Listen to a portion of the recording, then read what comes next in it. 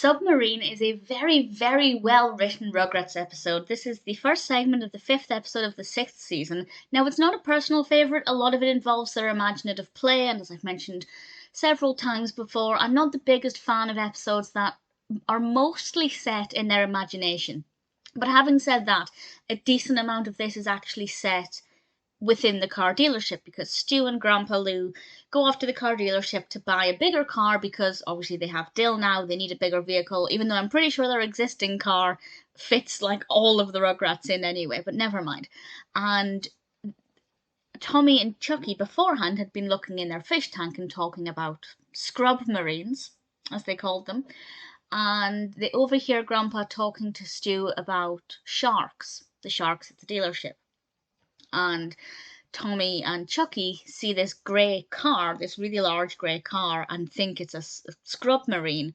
And they have to try and save Stu from the sharks. And very cleverly, the person at the car dealership, the salesman, has hair that kind of somewhat resembles a shark fin, which I thought was pretty decent. And a lot of it is in their imagination, as if they're in a submarine. Dill is there as well. And I feel like it was, on the one hand, quite fun to involve Dill in this, but at the same time, I think it made it a little less believable because you wouldn't, I don't know how old Dill's meant to be at this point. He's a couple of months old, and I don't think a baby that age would be in the front seat of a car without anybody noticing. So I don't think Dill was a good idea, but at the same time, when we see Dill in his little costumes that he wears in the imaginative play, it is really cute. And there are so many puns, so many fun, cleverly written things.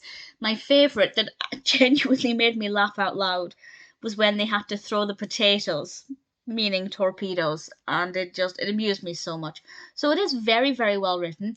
Although I'm not a big fan of the ones set in their imagination, I think it's actually got a really nice balance, and it's very easy to see what they're imagining, but also how that interacts with the actual real world around them, which I think always makes it a little bit more interesting and helps to bring things to life a bit more, in a way that's a bit more fun, I think. So I actually didn't mind it. It's not one of my all-time favourite episodes, but I think it's very, very well done. And actually, I think probably one of the best written episodes. Pretty much every line was either clever or funny or thought-provoking or amusing. Very, very well written. So even though it's not a personal favourite, I can absolutely acknowledge that this really is a really, really solid quality episode of Rugrats.